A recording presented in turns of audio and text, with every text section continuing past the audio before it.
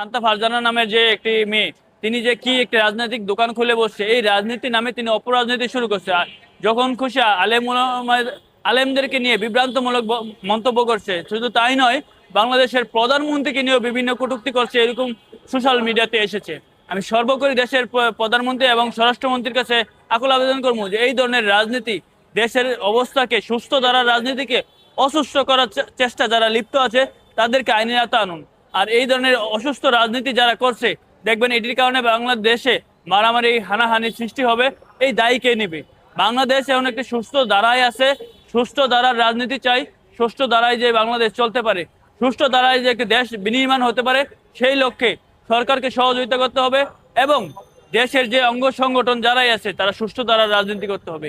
আপনার প্রেস ক্লাবে এসে উল্টাপাল্টা মন্তব্য করেন, আলেমদেরকে নিয়ে মন্তব্য করেন, স্বরাষ্ট্রমন্ত্রীকে নিয়ে মন্তব্য করেন এবং তারেক রহমানকে নিয়ে মন্তব্য করেন, এই মন্তব্য আর চলবে না। দেশের মানুষ 51% ভোটে এই সরকার নির্বাচিত হয়েছে।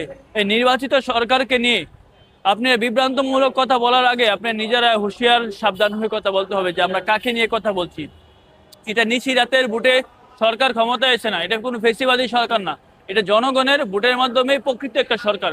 জনগণের জানমালের নিরাপত্তা সরকার দিতে হবে। সর্বোপরি দেশে যারা অশৃঙ্খল করতে চায় তাদেরকে আইনের আওতায় আনা হবে।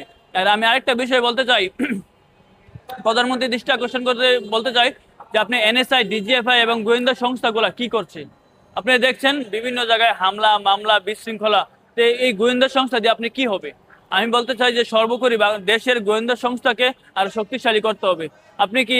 আপনারা কি সবাই ভুলে গেছেন যে যখন বিএনপি দুদিন ছিল, যদি ধান খেতে পলাই থাকতো, যদি 7 হাত মাটির তলে থাকতো, গোয়েন্দা সংস্থা ধরে নিয়ে আসতো। তো আজকে যে দেশে অশৃঙ্খল হচ্ছে, মারামারি, হানাহানি, এগুলা দায়ী কে নেবে? লাস্ট পর্যন্ত দেখবেন কি সবাই কি সরকারের একটা দোষ দেয়। তো যারা এই ধরনের মারামারিতে লিপ্ত আছে বা যারা দেশকে অশৃঙ্খল করতে চায়, অশান্তিকর করতে চায় দেশকে ভারতের প্রেক্ষিশনে, তাদেরকে আইনের আওতায় আনতে হবে এবং তাদেরকে নজরদারিতে রাখতে হবে, দেশে দেশে যেন কোনো প্রপাগান্ডা না চালাইতে পারে।